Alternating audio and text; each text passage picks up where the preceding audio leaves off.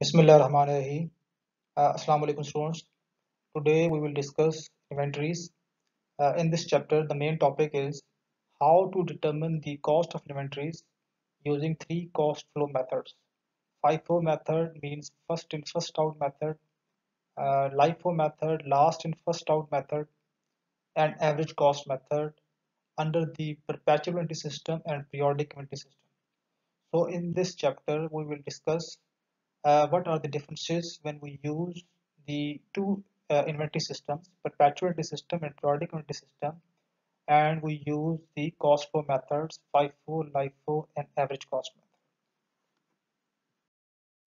So after studying this chapter, you should be able to describe steps in determining inventory quantities, explain the basis of accounting for inventories, and describe the inventory cost flow methods, explain the financial statements and the tax effects of each inventory cost flow method, explain the lower of cost or market basis of accounting for inventories, and indicate the effects of inventory errors on the financial statements. So first we will discuss inventory basics. A balance sheet of merchandising and manufacturing companies, inventory significant current assets. Balance sheet में चाहे वो merchandising company हो या manufacturing company हो, उसका जो current asset है inventory उसका एक सिग्निफिकेंट पोर्शन होता है. इसी तरह income statement inventory is vital in terming results. Income statement में भी इन्वेंट्री का एक इम्पोर्टेंट रोल है, क्योंकि इन्वेंट्री जो है उसकी जो कॉस्ट है उसको जब सेल करते हैं उससे कॉस्ट ऑफ गुड्स सोल्ड होती है, और वो सेल्स में से जब हम कॉस्ट ऑफ गुड्स सोल्ड को लेस करते हैं तो हमारे पास ग्रॉस प्रॉफिट आता है. तो ग्रॉस प्रॉफिट जो है बहुत इंपॉर्टेंट होता है, क्योंकि ग्रॉस प्रॉफिट से ही हमने सारे ऑपरेटिंग एक्सपेंसेस को कवर करना होता है. तो अगर ग्रॉस प्रॉफिट ज़्यादा होगा और ऑपरेटिंग एक्सपेंसेस कम होंगे तो हम नेट इनकम ज़्यादा अर्न करेंगे. तो इसलिए इन्वेंट्री का एक इम्पॉर्टेंट रोल है in determining the gross profit and in determining the net income of the company. Classifying inventory in a manufacturing environment. तो जो अगर कोई मैन्युफैक्चरिंग कंसर्न है तो उसकी जो इन्वेंट्री है उसको 3 कैटेगरीज में क्लासिफाई किया गया है. एक रॉ मटेरियल की फॉर्म में होती है, दूसरा वर्क इन प्रोसेस की फॉर्म में होती है, तीसरा फिनिश्ड गुड्स की फॉर्म में होती है. मर्चेंडाइजिंग में क्योंकि हमें फिनिश फॉर्म में मिलती है तो उसमें इन्वेंट्री जो है वो फिनिश फॉर्म में होती है. लेकिन अगर ये मैन्युफैक्चरिंग कंसर्न होगा तो वहाँ पे वो फिनिश फॉर्म में नहीं होगी, सिर्फ क्योंकि वहाँ पे आपको रॉ मटेरियल चाहिए होता है, आपने मैन्युफैक्चरिंग करनी होती है प्रोडक्ट. जैसे कोई फर्नीचर बनाना है तो उसके लिए आपको रॉ मटेरियल चाहिए, लकड़ी चाहिए. फिर वर्क इन प्रोसेस में होगी या डिफरेंट स्टेजेस ऑफ प्रोडक्शन के अंदर होगी, अभी वो कंप्लीट नहीं हुई. अभी जो है वो आपने उसका बाजू बनाया है, अभी उसको आपने जो है वो कंप्लीट करना है.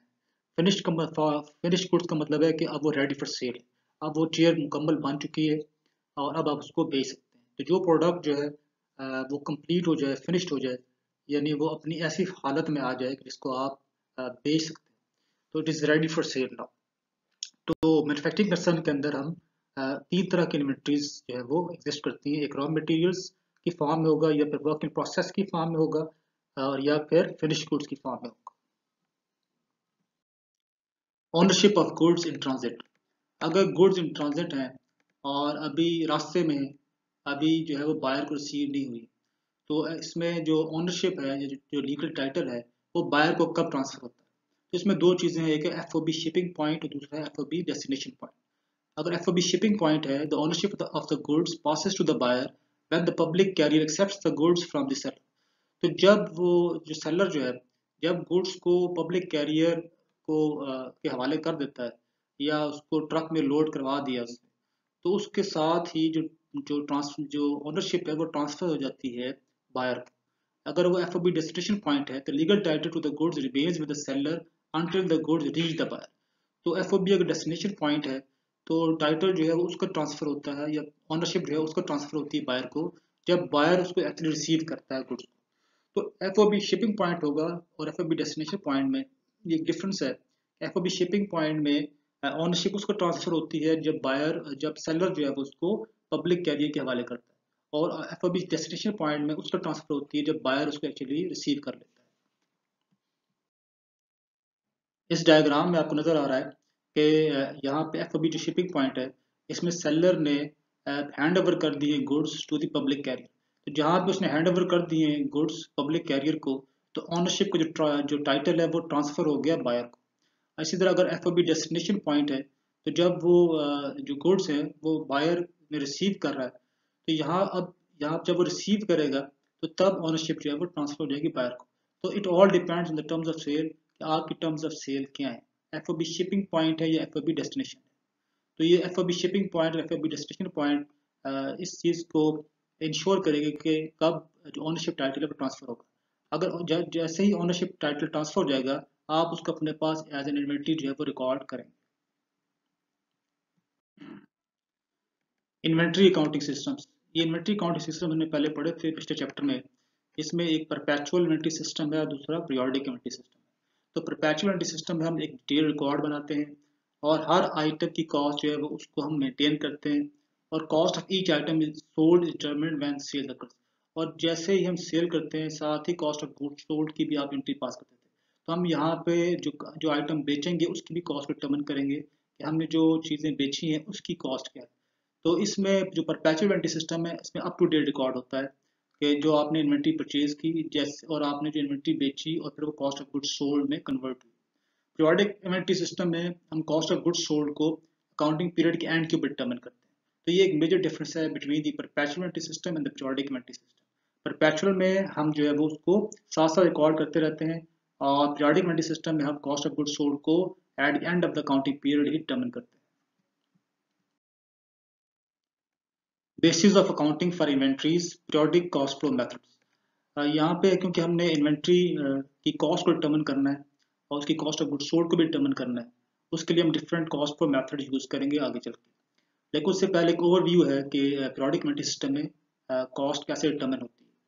और दूसरा ये है कि ये हमने पहले पिछले चैप्टर में भी हमने इसको पढ़ा था। इसमें एक छोटा सा इसका ओवरव्यू है दोबारा से, ताकि आपको याद आनी हो जाए कि हम पीरियोडिक इन्वेंट्री सिस्टम में कैसे रिकॉर्डिंग करते हैं और कैसे कॉस्ट डिटरमिन होगी।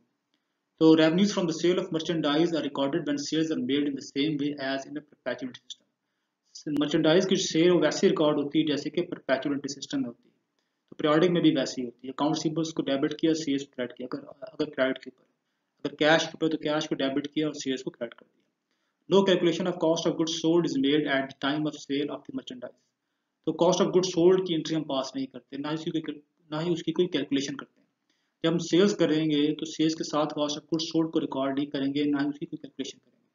Physical inventories are taken at the end of period to determine number one the cost of merchandise on hand and number two the cost of the goods sold during the period.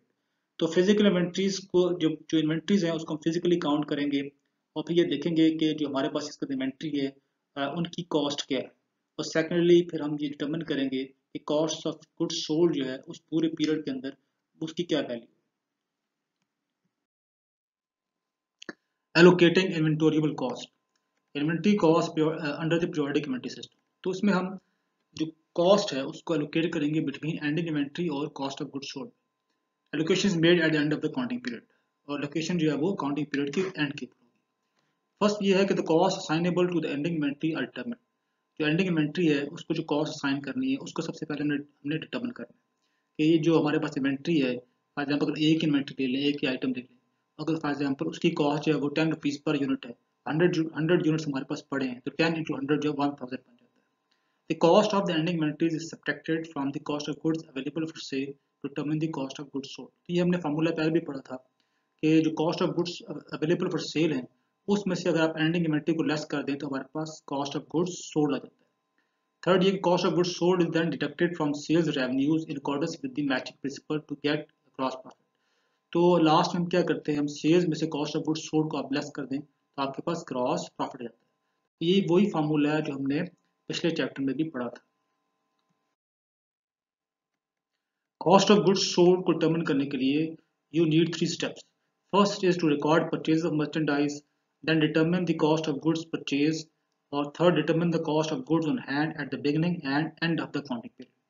तो हमारे पास opening balance cost of goods होना चाहिए, हमारे पास ending balance cost of goods होना चाहिए, और हमारे पास कॉस्ट ऑफ गुड्स परचेज जो उस पूरे पीरियड में हमने जो परचेजेस किए हैं उसकी कॉस्ट हमारे पास होनी चाहिए। तो ये 3 चीज़ें होंगी हमारे पास, तो हम जो है वो कॉस्ट ऑफ गुड्स सोल्ड को डिटरमिन कर सकते हैं। Determining cost of goods purchase, तो first we will determine the cost of goods purchase. कैसे डिटरमिन करेंगे कॉस्ट ऑफ गुड्स परचेज को, हम जो ग्रॉस परचेजेस होंगी उन ग्रॉस परचेजेस में से हम परचेज डिस्काउंट्स और परचेज रिटर्न अलाउंसेस है उनको हम सब्ट्रैक्ट कर देंगे, तो हमारे पास नेट परचेज आ जाएंगे। तो उस नेट परचेज के अंदर हम फ्रेट इनको ऐड कर देंगे, यानी जो ट्रांसपोर्टेशन चार्जेस हैं उनको हम नेट परचेज के अंदर ऐड कर देंगे। तो सबसे पहले हम जो है वो नेट परचेज डिटर्मिन करेंगे, उसमें से जो क्रॉस परचेजेस हैं उसमें से हम परचेज डिस्काउंट को और परचेज रिटर्न अलाउंसेस को लेस करेंगे, तो हमारे पास नेट परचेज आ जाएंगे। फिर नेट परचेज के अंदर हम ऐड कर देंगे फ्रेट, तो हमारी कॉस्ट ऑफ गुड्स परचेज आ जाएगी। Allocation of pool of cost, तो हमारे पास जो डाटा गिवन है पूल ऑफ कॉस्ट में वह cost of goods available for cell का। बिगिनिंग इन्वेंट्री हमें गिवन है $20,000, cost of goods purchased given है $100,000 और cost of goods available for cell है $120,000। तो ये जो बिगिनिंग इन्वेंट्री है ये पिछले साल की जो क्लोजिंग थी वो इस साल की ओपनिंग इन्वेंट्री है, बिगिनिंग इन्वेंट्री। तो हमारे पास जो इसका बिगिनिंग इन्वेंट्री है वो $20,000। इसके बाद जो इस साल हमने परचेजेस किए हैं उनकी कॉस्ट कितनी है, तो कॉस्ट ऑफ गुड्स परचेज आ गया $100,000। तो कॉस्ट ऑफ गुड्स इन दोनों को ऐड करेंगे तो हो जाएगा cost of goods available for cell, यानी ये वो गुड्स है जिनको हम पूरे साल में बेच सकते हैं, उसकी कॉस्ट कितनी है, तो इसे कहते हैं cost of goods available for cell. Cost of goods sold निकालने के लिए अब हमें ये देखना है कि वो इन्वेंट्री जिसे हम नहीं बेच सके, यानी हमारे पास इसका एंडिंग इन्वेंट्री का बैलेंस कितना है। जब हमने फिजिकली काउंट किया तो हमें पता चला कि हमारे पास 5000 यूनिट्स जो हैं वो एग्जिस्ट करते हैं। अब पर यूनिट जो कॉस्ट है वो $3 है, तो 5000 को मल्टीप्लाई कर दें 3 के साथ, हमारे पास आती है टोटल कॉस्ट $15,000। तो इस स्टेप 1 में हम एंडिंग इन्वेंट्री उसको आइडेंटिफाई करेंगे और उसको कॉस्ट एलोकेट करेंगे। तो हमारे पास जो इसका इन्वेंट्री पड़ी थी वो 5000 यूनिट्स है और पर यूनिट जो कॉस्ट है वो 3 है, तो हमारे पास टोटल कॉस्ट आ गई $15,000। जो cost of goods available for cell है उसमें से हमने लेस कर दिया एंडिंग इन्वेंट्री को। एंडिंग इन्वेंट्री का मतलब यही हो गया कि जो इन्वेंट्री इस साल में सेल नहीं हो सकी तो हमारे पास एंडिंग इन्वेंट्री में आ जाएगी।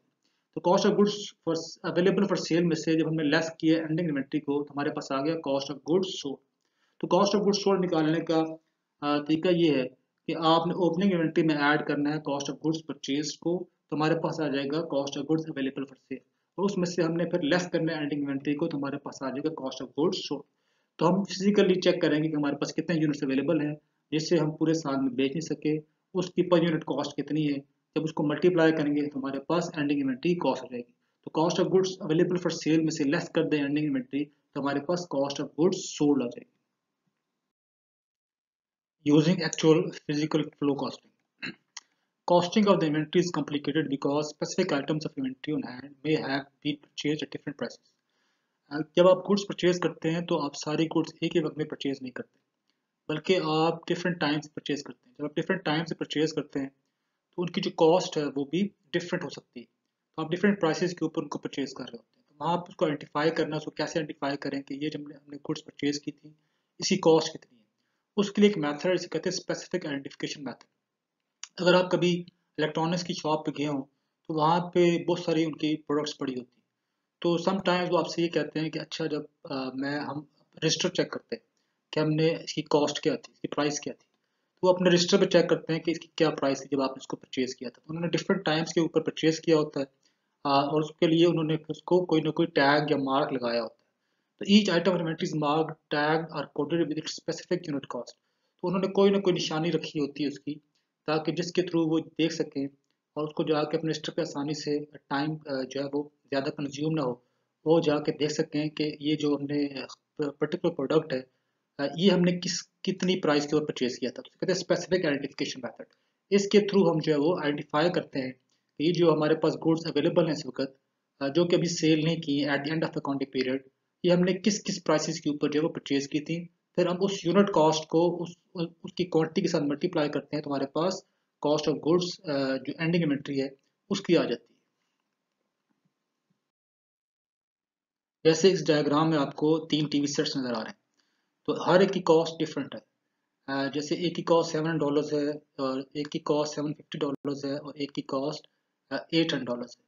तो हमने आइडेंटिफाई किया कि जो $7 का जो कॉस्ट थी वो सेल हो गया और $800 वाली जो जो टीवी सेट था उसको भी हमने सेल कर दिया। तो हमारे पास इसका जो एंडिंग इन्वेंट्री में है उसको हमने परचेज किया था 750 के ऊपर, तो उसकी जो कॉस्ट ऑफ एंडिंग इन्वेंट्री हो जाएगी फिर वो $750 हो जाएगी। इस तरीके से हम आइडेंटिफाई कर सकते हैं कि किस कॉस्ट पे हमने परचेज किया था और जो हमने बेच चुके हैं उनकी क्या कॉस्ट है और जो हमारे पास अभी अवेलेबल है उसकी कॉस्ट कितनी है।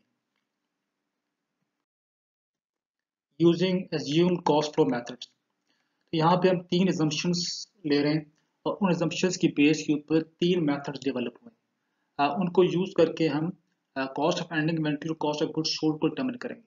उसमें फर्स्ट मेथड है first in first out, second है last in first out and third जो है वो एवरेज कॉस्ट मेथड है। जो स्पेसिफिक आइडेंटिफिकेशन मेथड है ये हर जगह पे अप्लाई नहीं हो सकता, क्योंकि ये वहाँ पे अप्लाई होता है जहाँ पे यूनिट कॉस्ट ज़्यादा हो और नंबर ऑफ यूनिट्स कम। लेकिन जहाँ पे आइटम्स बहुत ज़्यादा हो और यूनिट कॉस्ट जो है वो कम हो, तो वहाँ पे जो है बस स्पेसिफिक आइडेंटिफिकेशन मेथड जो है वो इम्प्रैक्टिकल हो जाता है। इसलिए जो है अकाउंट्स में 3 असम्पशंस हैं और उन असम्पशंस की बेस के ऊपर 3 मेथड्स डेवलप हुए हैं। जिसमें जैसे मैंने अभी कहा कि जैसे फर्स्ट आउट मेथड है, last in first out average cost method है।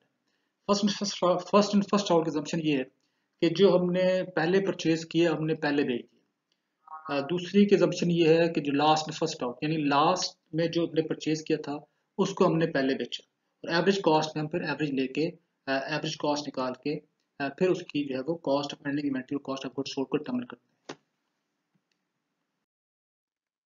FIFO मेथड यानी first in first out method, it earliest goods purchase are the first to be sold, यानी जो पहले परचेज करेंगे हम गुड्स, हमारी assumption ये है कि हम उनको पहले बेचेंगे, और इसमें ये ज़्यादातर जो एक्चुअल फिजिकल फ्लो है मर्चेंडाइज का उसके करीब तरीन है। दूसरा ये है कि जो कॉस्ट ऑफ गुड्स सोल्ड होगी वो जो अर्लीस्ट गुड्स परचेज किए हैं उनको हम as a cost of goods sold recognise करेंगे, यानी जो शुरू में हमने परचेज किए हैं उनको हम कॉस्ट ऑफ गुड्स सोल्ड के तौर पे रिकग्नाइज करते हैं कि ये हमारी कॉस्ट ऑफ गुड्स सोल्ड है। इसकी इलस्ट्रेशन देखते हैं, एग्जाम्पल देखते हैं कि इसको हम कैसे कैलकुलेट करते हैं। तो ये एग्जाम्पल है फाइफो मेथड। फाइफो मेथड को यूज करके under the periodic inventory system हम कॉस्ट ऑफ एंडिंग इन्वेंटरी और कॉस्ट ऑफ गुड्स सोल्ड को कैसे डिटरमिन करेंगे। तो ये $1000 जो है ये फर्स्ट परचेज है, सेकंड जो है वो $2200 है, थर्ड परचेज जो है वो $3000 है, फोर्थ परचेज जो है वो $600 है और फिफ्थ परचेज जो है वो $5200 है। हमारे पास जो एंडिंग इन्वेंटरी का बैलेंस गिवन था या हमारे पास जो एंडिंग इन्वेंटरी थी वो $5800 थी। तो $5800 जो है वो हम अगर हम फाइफो मेथड यूज करेंगे यानी फर्स्ट इन फर्स्ट आउट, तो इसका मतलब ये है कि जो अर्लीस्ट परचेजेस हैं ये कॉस्ट ऑफ गुड्स सोल्ड में कन्वर्ट होगी, और जो लास्ट परचेजेस होंगी वो हमारे पास कॉस्ट ऑफ एंडिंग इन्वेंटरी आएगी। अगर $5800 को हम जो है वो यहाँ पे आइडेंटिफाई करेंगे तो हम लास्ट परचेज से आइडेंटिफाई करेंगे, लास्ट से हम उसको काउंट करना शुरू करेंगे और हम बैकवर्ड जाएंगे। तो $52 जो लास्ट परचेज थी प्लस $600 तो हमारे पास $5800 पूरे हो जाते हैं। तो ये हमारे पास कॉस्ट ऑफ एंडिंग इन्वेंटरी आ गई। और जो कॉस्ट ऑफ गुड्स सोल्ड होगी वो अर्लीस्ट परचेजिंग में होगी, जैसे $1000 प्लस 2200 प्लस 3000 तो हमारे पास आ गया $6200। तो आगे चल के हम एक डिटेल जो है वो इसका रजिस्ट्रेशन देखेंगे कैसे हम इसको डिटर्मिन करना है। Allocation of cost FIFO method, अब हम एलोकेशन करेंगे कॉस्ट की अंडर द फाइफो मेथड और हम पीरियोडिक इन्वेंटरी सिस्टम यूज कर रहे हैं। हमारे पास डाटा जो अवेलेबल है वो है cost of goods available for sale, different dates के ऊपर हमारे पास जो है वो परचेजेस गिवन है। सबसे पहले ओपनिंग इन्वेंट्री है, यूनिट्स 100 यूनिट्स है और यूनिट कॉस्ट जो है $10, टोटल कॉस्ट होगी $1000। फिर सेकंड परचेज है 200 यूनिट्स की और 11 यूनिट कॉस्ट और $2200 की टोटल कॉस्ट बनती है, 200 मल्टीप्लाई बाय 11। परचेजेज जो है वो 300 यूनिट्स इसी तरह और इसके बाद उसकी जो यूनिट कॉस्ट 12 है और $3600। इसी तरह जो लास्ट परचेज है वो है $400 यूनिट्स और यूनिट कॉस्ट की 13 है और $5200 की टोटल कॉस्ट। तो ये टोटल यूनिट्स हमारे बनते हैं 1000 और टोटल कॉस्ट जो है वो है $12000। तो ये जो है cost of goods available for cell, यानी हमारे पास जो पूरे साल में हमारे पास जो total units available for cell थे 1000 थे और उनकी जो कॉस्ट है वो $12000। अब हमने जो है वो डिटरमिन करना है कॉस्ट ऑफ एंडिंग इन्वेंट्री और कॉस्ट ऑफ गुड्स सोल्ड। जब हमने फिजिकली काउंट किया तो हमें पता चला कि हमारे पास 450 जो यूनिट्स हैं वो अवेलेबल है। इनकी कॉस्ट कैसे डिटरमिन करेंगे, ये फाइफो मेथड है, first in first out. First in first out का मतलब है कि जो अर्लीस्ट परचेजेस थी वो हमने बेच दी, तो एंडिंग इन्वेंट्री जो होगी वो लास्ट परचेजिंग होगी, तो हम लास्ट परचेज से शुरू करेंगे। लास्ट जो परचेज है वो 400 यूनिट्स की, सबसे पहले 1127 लिखा हमने और परचेज लिखी यूनिट्स लिखे 400 और यूनिट कॉस्ट लिखी 13 और मल्टीप्लाई किया तो ये आ गया $5200। फिर हमारे पास बाकी रह गए 50 यूनिट्स, तो 50 यूनिट उससे पिछली परचेज में होंगे, जो कि 24,8 है, और ये परचेज बनती है इसकी यूनिट कॉस्ट बनती है 12। तो 50 यूनिट्स यूनिट कॉस्ट हमने लिखा 12 और 50 को मल्टीप्लाई किया 12 के साथ तो आ गया $600। तो यूनिट्स हमारे पास हो गए टोटल 450, और जो कॉस्ट है वो टोटल कॉस्ट जो एंडिंग इन्वेंट्री की वो बनती है $5,800। कॉस्ट ऑफ गुड्स सोल्ड निकालने के लिए हम लिखेंगे cost of goods available for cell, और उसमें से लेस कर देंगे एंडिंग इन्वेंट्री, तो हमारे पास कॉस्ट ऑफ गुड्स सोल्ड आ जाएगी। तो cost of goods available for cell का डाटा हमें गिवन है $12,000, और ये जो एंडिंग इन्वेंट्री की हमने कॉस्ट डिटरमिन की है, इस कॉस्ट को हम cost of goods available for cell में से लेस कर देंगे। तो हमने लेस किया तो हमारे पास आ गई कॉस्ट ऑफ गुड्स $62। तो यहाँ पे जो फाइफो मेथड है उसमें आपने याद रखना है कि जब फाइफो मेथड में एंडिंग इन्वेंट्री कॉस्ट डिटरमिन करेंगे तो हम उसे लास्ट परचेज से शुरू करेंगे, क्योंकि फर्स्ट इन फर्स्ट आउट का मतलब है कि जो अर्लीस्ट परचेजेज शुरू की जो परचेजेज हैं वो आपने इन्वेंट्री जो है वो सेल कर दी। अगर एंडिंग इन्वेंट्री होगी तो वो लास्ट की परचेजेज में होगी। तो लास्ट से फिर हम स्टार्ट करेंगे, जैसे हमने स्टार्ट किया 400 यूनिट से, उसके बाद 50 यूनिट्स रहते थे तो फिर हमने उससे पिछली परचेज जो है उसके जो यूनिट कॉस्ट थी उसको यहाँ पे लिखा। तो 400 मल्टीप्लाई बाय 13 किया, 50 मल्टीप्लाई बाय 12 किया, तो टोटल हमारे पास जो एंडिंग इन्वेंट्री में जो बैलेंस था वो 450 यूनिट्स का था। उसकी जो हमने कॉस्ट पेमेंट की वो $5,800 है। तो अब हमने उसको cost of goods available for cell में से लेस किया तो हमारे पास कॉस्ट ऑफ गुड्स सोल्ड आ गई under the first in first out method. Proof of cost of goods sold, तो हम यहाँ पे प्रूफ करेंगे कि हमने अभी जो प्रोसीजर अप्लाई किया, मेथड यूज किया फाइफो मेथड, और हमने जो प्रोसीजर के थ्रू हमने cost of goods sold determine की और cost of ending inventory determine की है, वो बिल्कुल एक्यूरेट है। तो उसके लिए हम दोबारा से cost of goods sold determine कर रहे हैं। इसमें हमारे पास जो cost of goods available for cell थी वो 1000 यूनिट्स थी, और हमारे पास जो एंडिंग इन्वेंटरी अवेलेबल थी वो 450 यूनिट्स थी। तो 1000 में से अगर हम 450 लेस कर दें तो हमने जो इस साल गुड्स सेल की हैं वो 550 यूनिट्स। अब हम इनकी जो है वो कॉस्ट डिटरमिन करेंगे कि इसकी कॉस्ट क्या है। तो फाइफो मेथड में आपने याद रखना है कि जो परचेज हमने पहले की थी उसको हमने पहले सेल किया। तो अगर cost of goods sold determine करेंगे तो हम सबसे पहले शुरू वाली परचेजेस लेंगे। जैसे यहाँ पे हमने 100 यूनिट्स लिए जो कि बिगनिंग इन्वेंट्री थी, और इसकी जो कॉस्ट थी वो $10 है। तो 100 को मल्टीप्लाई किया 10 से तो 1000 टोटल कॉस्ट आ गई। उसके बाद जो सेकंड परचेज है उसमें 200 यूनिट्स है, तो 200 यूनिट्स और उसकी यूनिट कॉस्ट है वो $11 है। तो 200 को मल्टीप्लाई किया 11 से तो $2200 आ गए। अब हमारे पास बाकी बचते हैं 250 यूनिट्स। तो जो थर्ड परचेज में जो 250 यूनिट्स हैं उसको फिर हमने यहाँ पे लिखा, और उसकी यूनिट कॉस्ट बनती है 12। तो 250 को मल्टीप्लाई किया 12 के साथ तो ये बन जाता है $3000। तो इस तरह हमारे जो टोटल यूनिट्स बन जाते हैं 550, और हमारी जो टोटल कॉस्ट आ जाती है वो 6200। हमने अभी फाइफो मेथड में cost of goods sold determine की थी। सबसे पहले हमने cost of ending inventory determine की जो कि 5800 थी, और cost of goods available for cell में से हमने cost of ending inventory less की तो हमारे पास $6200 आ गए थे। तो हमने यहाँ पे उसको रीचेक किया कि जो प्रोसीजर हमने अप्लाई किया था वो बिल्कुल ठीक था, कॉस्ट ऑफ गुड्स सोल्ड हमने सही जो है वो एस्टिमेट की है। तो यहाँ पे इस प्रूफ से भी हमें पता चल गया कि हमने जो कॉस्ट ऑफ गुड्स सोल्ड थी वो हमने एक्यूरेटली जो है वो डिटरमिन की है। LIFO method. Now we will use LIFO method to determine the cost of goods sold and cost of ending inventory under the periodic inventory system. The LIFO method assumes that the latest goods purchased are the first to be sold. तो LIFO यानी last and first out method है। तो इसकी assumption है वो ये है कि जो latest goods purchase होंगी वो पहले बिकेंगी, जो सबसे last में goods purchase होंगी वो पहले sold होंगी। LIFO seldom coincides with the actual physical flow of inventory. तो लाइफो जो मेथड है वो एक्चुअल फिजिकल फ्लो यानी कि जो सेल होती है इन्वेंट्री की उसके साथ जो है वो बहुत कम कोइंसाइड करता है। Under LIFO the cost of the latest goods purchase और the first good to be sold, जो कॉस्ट ऑफ गुड्स सोल्ड होगी वो हमारे पास जो लेटेस्ट परचेज होगी यानी जो हमने लास्ट में परचेजेस की होंगी वहाँ से हम डिटरमिन कर सकेंगे कॉस्ट ऑफ गुड्स सोल्ड उसकी क्या है। ये एग्जांपल है लाइफो मेथड की जिसमें एंडिंग इन्वेंट्री हमारे पास $5000 है और कॉस्ट ऑफ गुड्स सोल्ड जो है वो $7000। तो लास्ट इन फर्स्ट आउट है, जिसका मतलब है जो कॉस्ट ऑफ गुड्स सोल्ड होगी वो लास्ट परचेजेस में होगी। ये $1000 फर्स्ट परचेज है, $2200 सेकंड परचेज है, $1800 थर्ड परचेज है, फिर फोर्थ परचेज अगेन $1800 है, और फिफ्थ परचेज जो है वो $5200 है। जो कॉस्ट ऑफ गुड्स सोल्ड $7000 है वो लास्ट परचेजेस में होगा। जैसे $5200 में हमने ऐड किया $1800, तो ये कॉस्ट ऑफ गुड्स सोल्ड। और जो एंडिंग इन्वेंट्री की जो कॉस्ट होगी वो शुरू की परचेजेस के अंदर होगी, तो $1000 प्लस $2200 प्लस $18, तो cost of ending inventory. Allocation of cost, LIFO method. अब हम लाइफो मेथड यूज करेंगे और इस डाटा को यूज करके हम कॉस्ट ऑफ एंडिंग इन्वेंट्री और कॉस्ट ऑफ गुड्स सोल्ड में कॉस्ट को जो है वो एलोकेट करेंगे। तो यहाँ पे जो डाटा गिवन है ये वही इलस्ट्रेशन है जो कि हमने पहले यूज की थी फॉर फाइफो मेथड। तो beginning inventory 100 units, 10 unit cost है, 1000 टोटल कॉस्ट है। परचेज फर्स्ट जो है वो 200 यूनिट्स है, 11 यूनिट कॉस्ट है और $22 total cost. Purchase second purchase है वो 300 यूनिट्स है और यूनिट कॉस्ट भी 12 है, $3600 आ गई अमाउंट। और परचेजेस जो लास्ट परचेज है 400 यूनिट्स की है और यूनिट कॉस्ट उसकी 13 है और टोटल कॉस्ट उसकी $52 है।